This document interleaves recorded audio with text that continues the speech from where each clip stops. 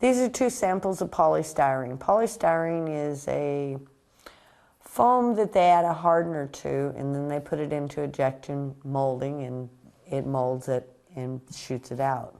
I picked up a similar frame that was wood purposely to give you some clues that by looking at it, you really can't tell which one is the polystyrene and which one is the wood frame without me standing here telling you.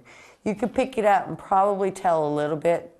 These two frames, the wood frame and the polystyrene frame, are going to weigh about the same at the same size.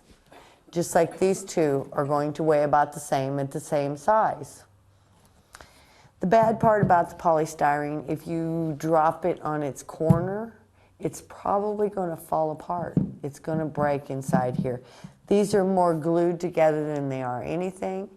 Unfortunately, it's a lot like plastic. You have to be very careful with it, but if you take care of it and let it stay on the wall, nobody will know that but you, unless it falls or somebody hits it.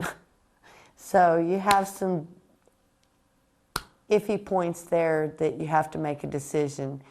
You find that the polystyrene is much less costly than the wood frames are because it's easier made and it's made with less costly product.